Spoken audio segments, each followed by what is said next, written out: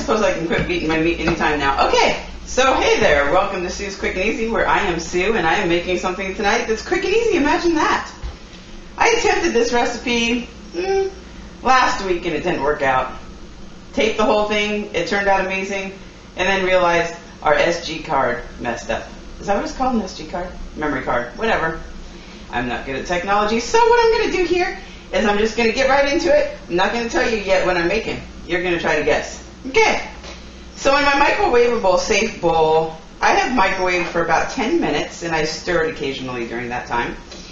1 pound of ground beef, 1 whole onion chopped, and a pound of pork sausage with red peppers. It came that way. And that's what I've got going on in here. And then I drained the fat, and so we've got the meat mixture. And now I'm going to give you a little tip. Sausage loves fennel. The taste of fennel and sausage together goes perfectly. Now these are pure fennel seeds. You can also grind up your fennel in a little coffee bean grinder if you don't want this whole seeds, because sometimes people just like it crushed really fine.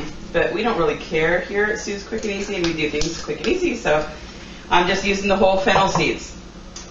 And I guess I will put a recipe, try to make a recipe and put it in the description box.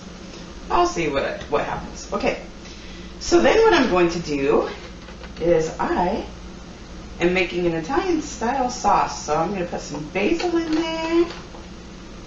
And I'm also going to put some of my chanterelle mushrooms in here that we got from my hubby's friend who picks mushrooms and sells them to restaurants and stuff. And we got a good deal on them. So that's going in here too. Next, what's going in is a jar of Prego traditional spaghetti sauce, or Italian sauce it says on the jar. You can use homemade, you can use whatever type of store-bought spaghetti or Italian sauce that you happen to like. This just happens to be what was on sale, and we don't mind, because I think that things actually end up tasting better when they're on sale, or else you don't really care because you got a good bargain. One or the other. Okay, so that is the mixture. You might be thinking spaghetti, but you would be wrong. Okay, so now that that's done, for right now, that is going to be getting set to the side. Next, we are going to take a bowl and make a cheese mixture, okay? So what I'm going to do is I'm going to put in a 15-ounce container, and I thought I had everything like really prepped this time, but I did not grab me a spoon. I might just end up using this spoon. Everything's going to get mixed together anyways. 15-ounce can, or 15-ounce container of ricotta cheese. Then we're going to put in an 8-ounce container of whipped cream cheese. Now, I buy the whipped when I'm cooking with it and doing stuff like that because it's soft and it's so much easier to mix into your recipes. So definitely buy whipped. It's the way to go. Otherwise, you have to like really soften your cream cheese and leave it out overnight, and then it's still not soft. Or you have to microwave the crap out of it, and you're still not getting it like to the right consistency, because then you melt it too much. Yeah, buy whipped cream cheese. It's a lot easier when you're doing stuff with it. Okay. Then I am going to add some freshly shredded Parmesan cheese. And some of this will also be going on top of my dish too. Didn't open this. I thought I pre-opened everything, but I guess not. Okay, so a little bit of that's going in. Oh man, I have to write out the recipe and I'm just like going. I'm not even measuring anything. Oh, I'm going to have to like try to figure something out. Or just not write a recipe. I don't know what I'll do yet. And then you want to add a little bit of shredded cheese blend, whatever kind you like. This happens to be with real jalapeno peppers because we like it a little spicy. Now see, this cheese mixture is going to be thick, and that's what we want. Oh yeah, I forgot. It got hidden back here. Chopped garlic. I gotta add some chopped garlic. I love it. Okay, so this cheese mixture, as I said, it's going to be a little bit thick, but that's okay. That's what you want. Because with what I'm making, you don't want your bottom to get soggy. Nobody likes a soggy bottom. Okay, so you want that cheese mixture to be thick. And it is. Oh boy, is it. Let's see if I can do the thickness test. Yeah, that looks pretty thick. Okay. So we got all that mixed up. Have you guys figured out what I'm doing yet? You might be thinking lasagna, and you would be half right. I am making, ta-da, a pot pie lasagna. Now, I know it's not technically lasagna because there is no lasagna noodles in here, but I didn't know what else to call it, and it does have lasagna type ingredients in there. So this is called a lasagna pot pie, and I'm really proud to be making it and to be using this Corningware dish. It's a 2.5 quart. Okay, so I'm going to spray this down with some non-stick. I have my oven preheated to 425. And I pre-opened my pie crust. This is already made pie crust. You buy them in a box in the store, and it comes with 2 pie crusts in it. I know, you can do it for cheaper by making your own, but that's not quick and that's not easy, so I am not doing it. I'm just going to shell out the $2 and buy it at the store. Okay, now the trick is trying to roll this baby out, and this thing is soft because it's been left out since I bought it at the store earlier today. And so I'm hoping not to get too much breakage. Yikes. This is where the delicate handling comes in, and I'm not really a delicate type of girl. So, okay. So we're getting the pie crust in there, and we're just, going to try to snake it up the side there a little bit. And I always get more on one side than the other, but it doesn't have to be perfect because it's just me and Rob, and we're not going to frame it, we're going to eat it, so just kind of get something working for you. Okay, lasagna pot pie. There's the bottom layer. This is going to be great. In fact, you know how I know it's going to be great? Because it was great last week when I made it and it didn't tape. Darn it. Okay. I just had to get that out. Cheaper than therapy. I am in therapy too, by the way, but yeah. So anyways, you can start out with whatever you want. I'm going to start out with a layer of this cheese mixture. Now see, even though it is thick, it is smoothing out on the bottom of this beautifully. It's not tearing the pie crust.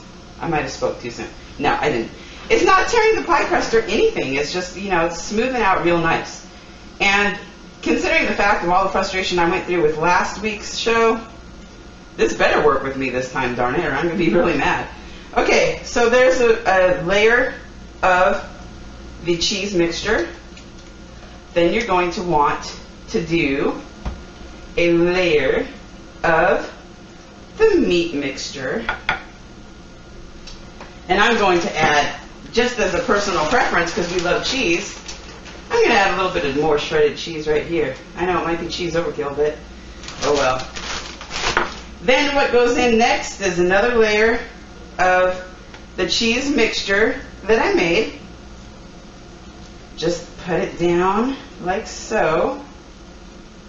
Now this one's a little bit harder to get this layer down because I'm putting it on top of the spaghetti sauce. But you just have to be gentle and just kind of mush it down. It'll go. And like I said, it doesn't have to be perfect. It's just me and Rob. So if it's not perfect, it's not perfect. He won't even notice that it wasn't perfect until he watches the show back. But I mean, before he watches the show back and he's just eating it, he won't even know. Then whatever's left in the bowl, you just want to patch up those places that you may have missed and smush that down a little bit. Just like so. See, isn't that turning out lovely? I'm glad. Last week's show that I had taped and then it didn't tape was such a disappointment because I was so excited to share this with you guys, and then it didn't work out. Another layer of meat mixture, and it looks like I'm going to have like leftovers. So that'll be good with something. You can freeze it, use it for omelets later, put it over spaghetti noodles, whatever you want. There's like 1,000,001 different things that you can do with leftover meat mixture like this. be creative and come up with some of your own if you like. Okay. Or you can just eat it, you know, melt some shredded cheese on this and maybe dip some chips in there, or just eat it out of the bowl, whatever you want. Okay, so I'm going to do another thing of cheese over the top of here. Yeah, this is going to be nice and cheesy. Now, this recipe came about because my friend Jolene Thornton and I, we've always talked about lasagna, how expensive it is to make, how time-consuming, and sometimes quite difficult. So, I'm dedicating this show to her.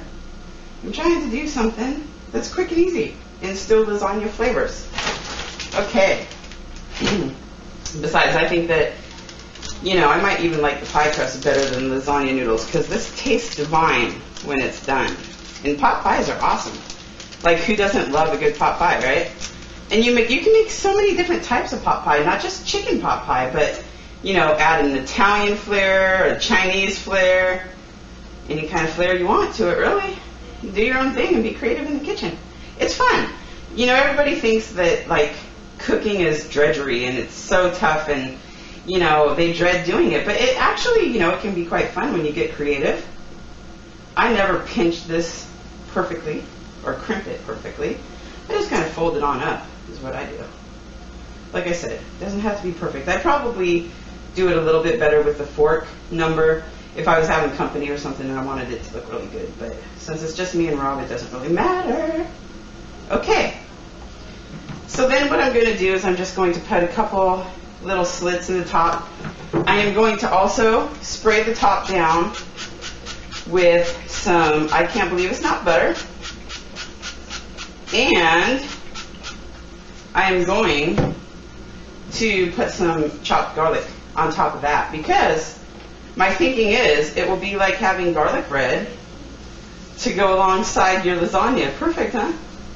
All right, I'm a genius. Okay, so there we go. There's the masterpiece right there. Can't wait to eat this baby. I'm just going to kind of smush the garlic and spread it around. Spread the love. Because to me, garlic is love. I love my garlic. Okay, so I am putting this in a preheated 425 degree oven for about 25 minutes. And I will come back with a taste test, even though I can tell you right now, it's going to be good. Okay, see you in a bit. Okay, well, here's my lasagna pot pie. Looking good, and I know it's going to taste good because I had this last week. That is scrumptious. You can add all kinds of things to the top if you want. Extra cheese, extra whatever. Anyways, have a good one. Thanks for watching. This one turned out good. Bye.